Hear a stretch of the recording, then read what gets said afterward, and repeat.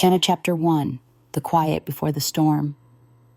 Evelyn Barrett stood in the kitchen of her colonial-style home, staring at the tea kettle as it began to tremble on the stovetop.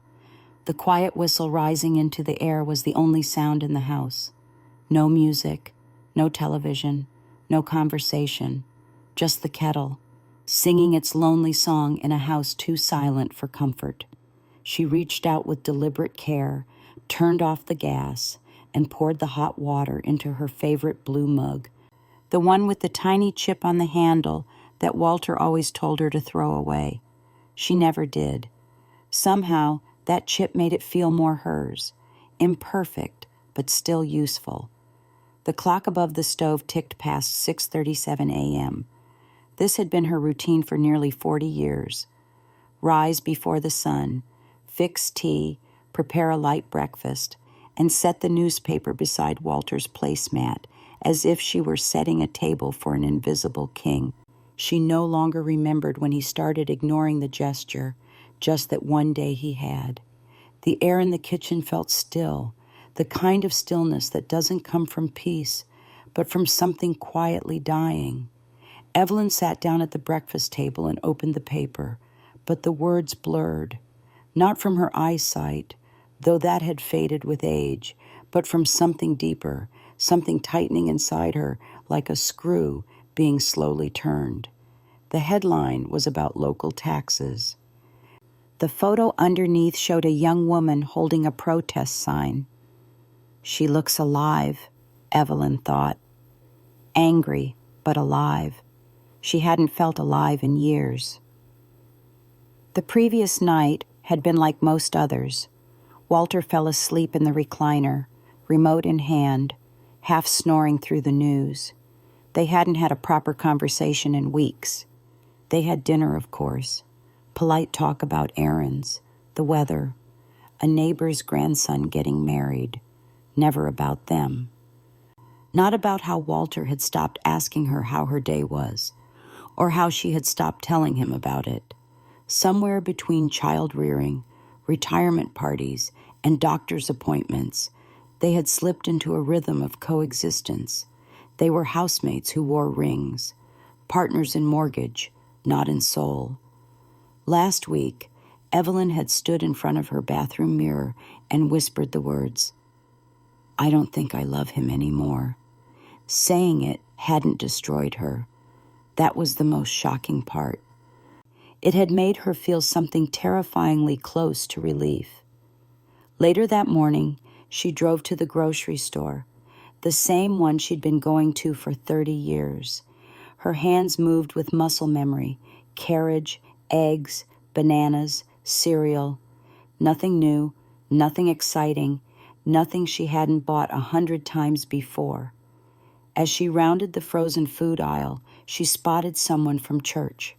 Marlene Haskins, a widow younger than Evelyn, who had recently dyed her hair a bold red and started wearing makeup again. Word had it she was dating a man she met at yoga. Marlene saw her too and waved. "Evelyn, hi, stranger." Evelyn smiled, but it didn't quite reach her eyes. "Hi, Marlene.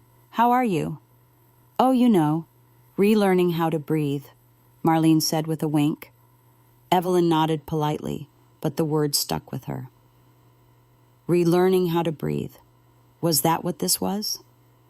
A slow suffocation she hadn't noticed until her lungs forgot what air was supposed to feel like.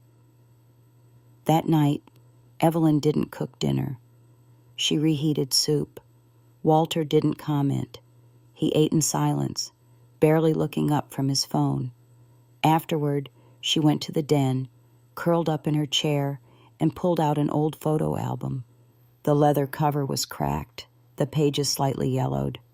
There they were, her and Walter on their wedding day. She was 25. He was 30. They were laughing, covered in rice, unaware of how much time would pass between the laughter and now. The photos changed. Babies, birthdays, vacations, first steps, Christmas mornings, smiles that once meant something. Her eyes stopped on one photo, She was sitting alone on a beach towel, Walter in the background reading a newspaper. The kids were playing in the waves. Even then, she had been alone. At exactly 11:14 p.m., Evelyn opened her laptop. Her fingers hovered over the keyboard. Then slowly, with quiet resolve, she typed into Google, "How to file for divorce at 60. The page loaded. Links appeared. She didn't click any of them yet. She just stared. Her tea had gone cold. For the first time in years, Evelyn felt heat rising in her chest, not from sadness or anger, but from a question that would not leave her alone. Is it too late to start over? Chapter 2, The Conversation That Changed Everything. Evelyn had rehearsed the conversation in her head for days, maybe even years, but no version of it had prepared her for the way her heart pounded against her ribcage as she stood at the threshold of the living room that Sunday afternoon, watching Walter nap in the recliner, his mouth slightly open, glasses tilted precariously on his nose. The room smelled of lemon polish and old fabric. The TV was on, muted, showing a nature documentary. A herd of elephants moved soundlessly across the screen. Evelyn clutched the edge of the doorway like it might hold her up, her other hand trembling slightly with the weight of what she was about to say. "Walter," she said. He didn't stir. "Walter." This time his eyes blinked open, unfocused at first, then squinting toward her. What is it?" "I need to talk to you." That sentence, a cliche in so many marriage counseling books, landed between them like a stone. Walter sat up slowly, rubbed his neck, and turned off the TV. "What's going on?" he asked, voice groggy but alert now. Evelyn walked over and sat in the armchair across from him. Her knees felt weak. Her mouth was dry. Still, her voice didn't shake. "I've been thinking about our marriage," she began. Walter's brow furrowed. The kind of look he gave when reading unfamiliar instructions. "What do you mean?" "I mean," she said carefully, "that I'm not happy, and I haven't been for a long time." He stared at her, blinking slowly. Then came a short, disbelieving laugh. "Evelyn, we're not 20 anymore. Nobody's happy all the time. That's just life." She nodded. "I know, but this isn't about not being happy all the time. It's about being deeply lonely. About feeling like I've disappeared inside this life we built." Walter leaned back, arms crossed. "We raised a family. We did our jobs. We retired. What more do you want?" Evelyn felt tears sting the corners of her eyes, but she refused to let them fall. "I want to feel alive. I want to feel heard. I want to feel like there's still something ahead of me that's worth looking forward to." He was quiet for a moment. Then, with a forced chuckle, he said, "This is because of Marlene Haskins." "Isn't it? You've been talking to her, haven't you?" Evelyn didn't flinch. "No, this is because I've been talking to myself, listening, finally. And the truth is, Walter, I think I want a divorce." There it was. The word sat in the room like a bell that had just been rung. Divorce. Walter's face paled. He shook his head like he hadn't heard her right. "Are you serious?" She nodded. "Yes, I am." He stood, walked to the window, and pulled back the curtain as if the right answer might be outside. "At our age," he said quietly, "after everything? I know it sounds ridiculous, but I've tried to pretend. I've tried to make peace with it, and I can't do it anymore." "What about the kids?" "They're grown. They'll be shocked, I'm sure, but they'll understand, or they won't. Either way, this isn't their marriage. It's ours." Walter turned, his face hardened now, defensive. "You want to throw away 40 years? Evelyn stood too. "I'm not throwing it away. I'm honoring it by not letting the last chapter be written in silence and resentment." He was quiet again, then whispered, "I didn't know you were this unhappy." "I know," she said gently. "That's part of the problem." They didn't speak much the rest of the day. Walter went for a long walk. Evelyn stayed in the den, heart heavy but strangely calm.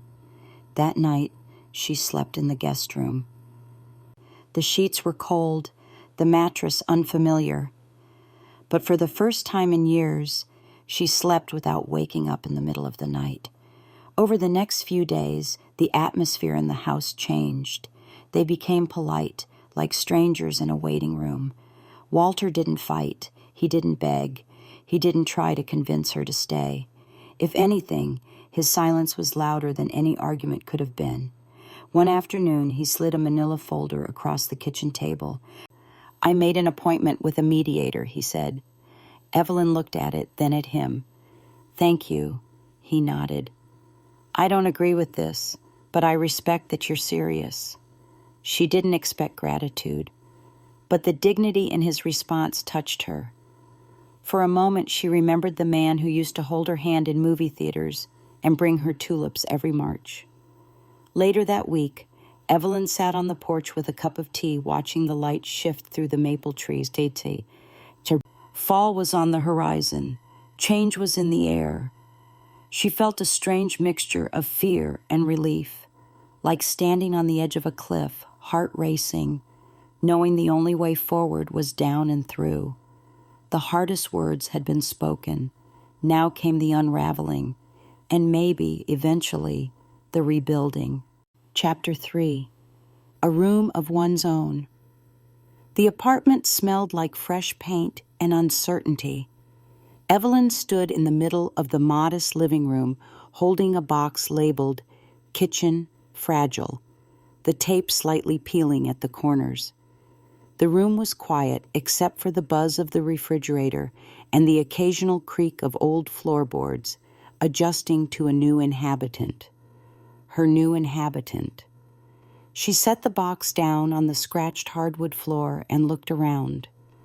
The place was small, barely 800 square feet, but it had windows that faced the morning sun and a balcony just big enough for a chair and a potted plant.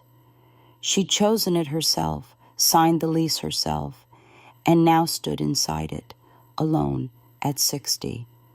Not a guest, not a mother, not a wife, just Evelyn. She hadn't said that name aloud in days. Not Mom, not Mrs. Barrett, just Evelyn. She tried it out under her breath. Evelyn. The name didn't sound foreign, but it didn't sound entirely hers yet either. Like a coat you used to love but hadn't worn in years, stiff at first, but familiar at the seams. The move had gone quickly. Walter had helped her pack quietly.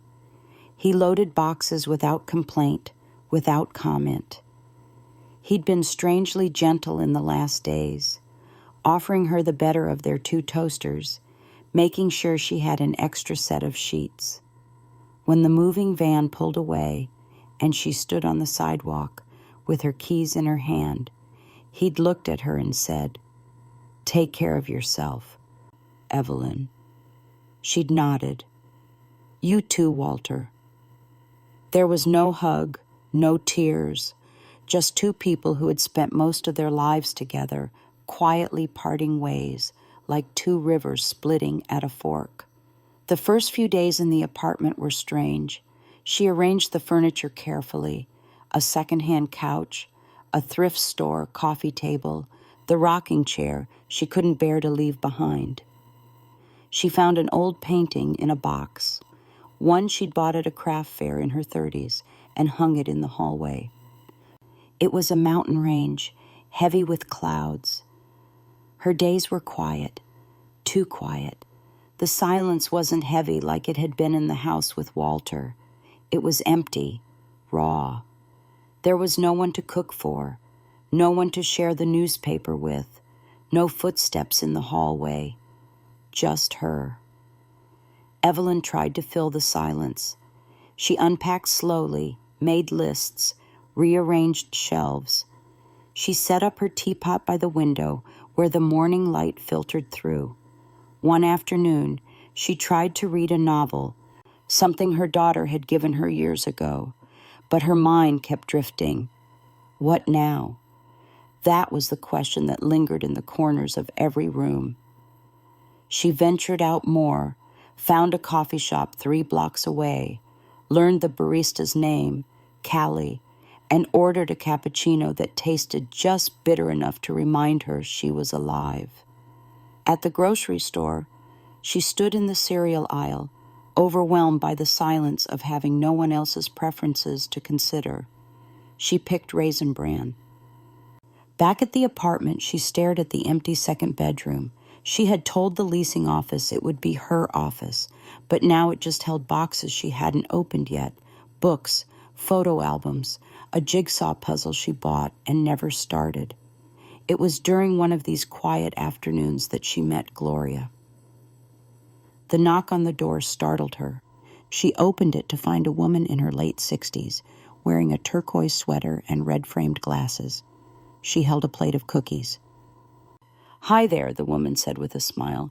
"I'm Gloria. I live just down the hall. Saw the moving van. Thought I'd welcome you to the building." Evelyn blinked, surprised. "Oh, that's very kind. Thank you." Gloria handed over the plate. "Chocolate chip. My downfall." Evelyn smiled, genuinely this time. "Would you like to come in?" And just like that, Evelyn had her first visitor. They sat in the living room sipping tea. Gloria talked easily about her late husband, her garden club, the book she was trying to write but couldn't seem to finish. Evelyn listened at first, hesitant, but eventually found herself laughing.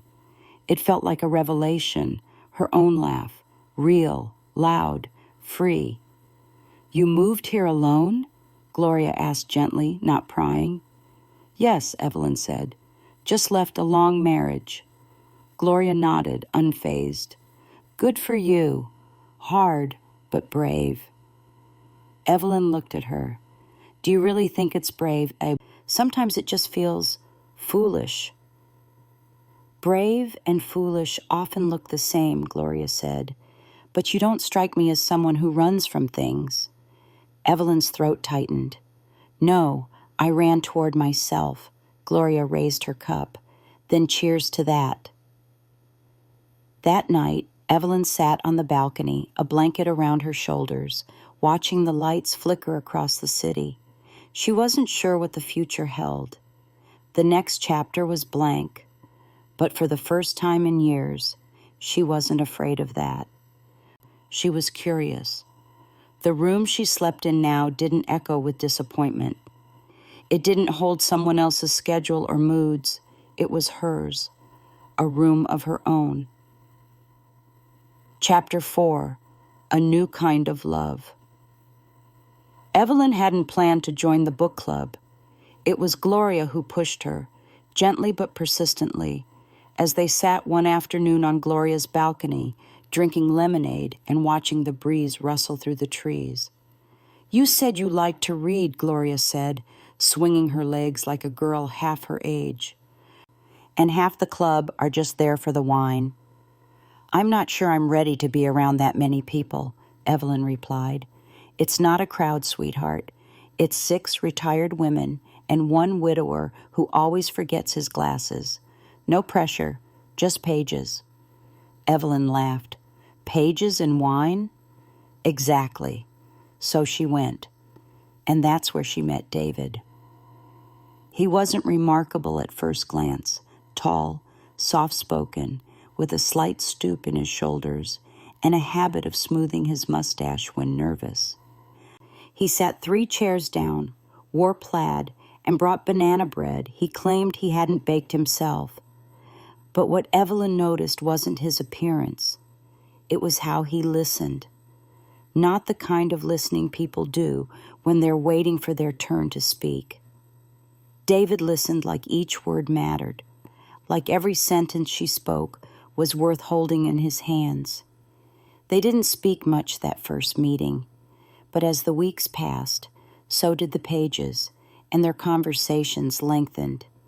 After one session, they walked out together, slow and unhurried. "I liked your comment about solitude not being the same as loneliness," he said. Evelyn smiled.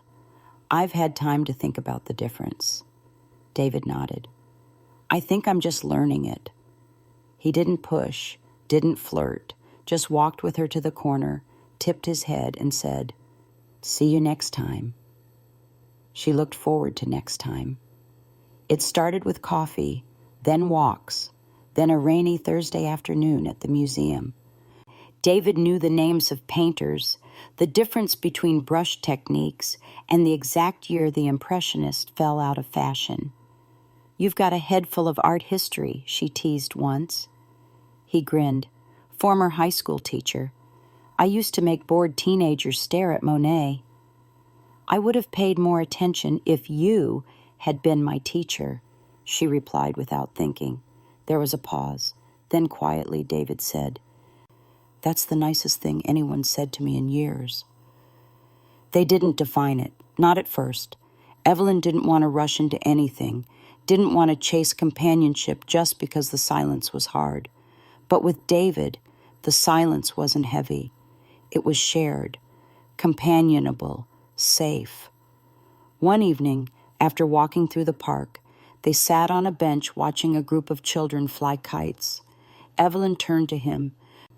"Do you ever feel like we're not supposed to be happy again?"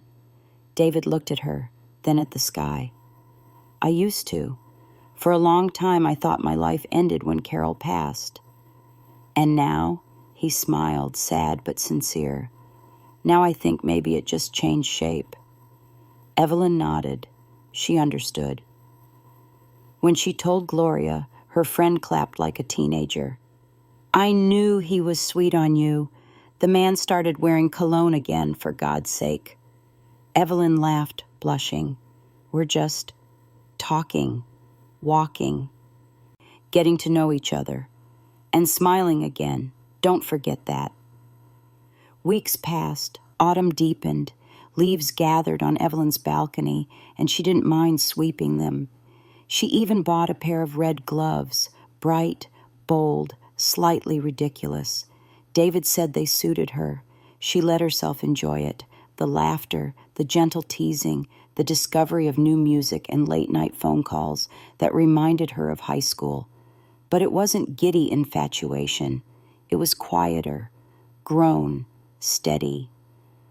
She hadn't expected to fall for someone again.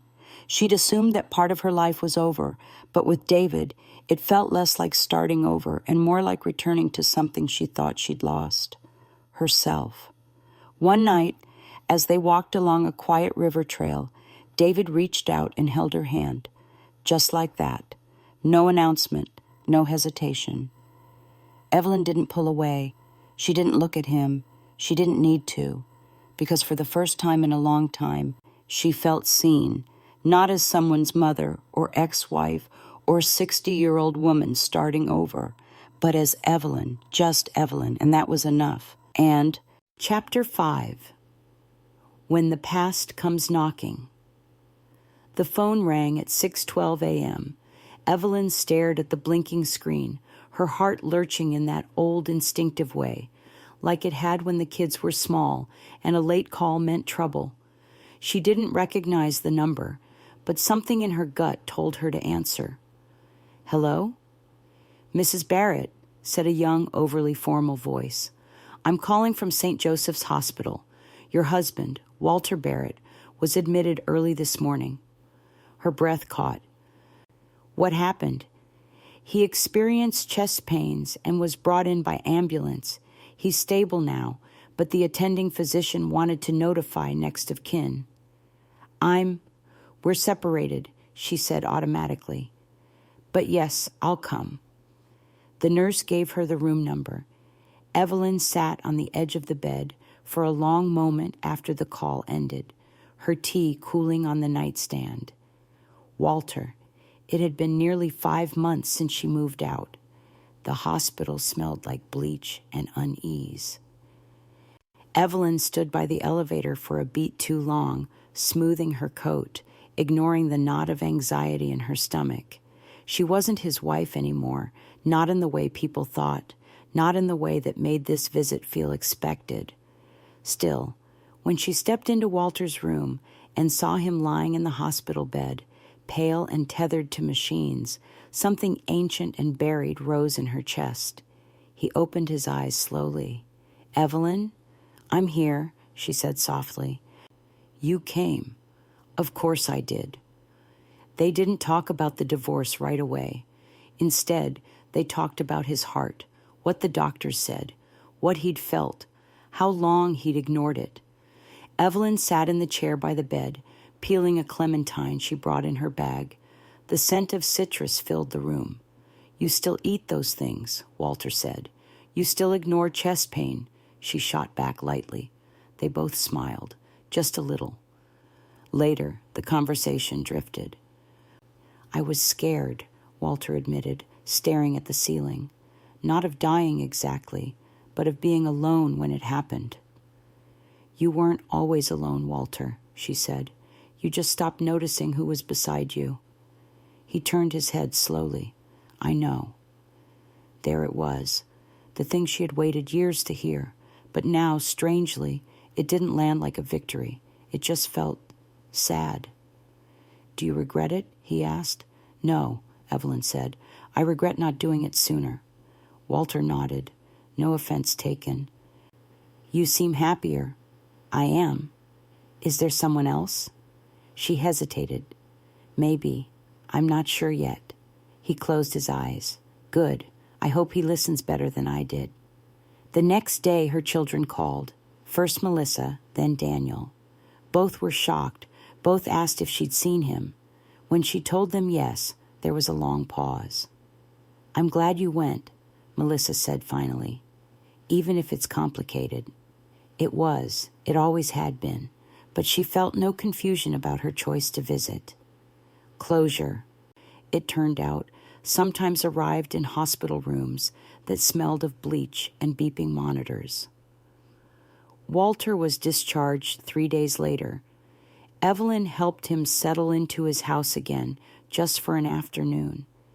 She noticed the dust, the unopened mail, the groceries still in bags from when he'd come home early and left again in an ambulance.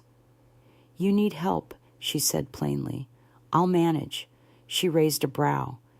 "You managed your chest pains too, remember?" He gave her a half laugh. "Fine. Maybe I could use someone checking in now and then." They made a plan. She would call once a week. Melissa and Daniel would take turns dropping by.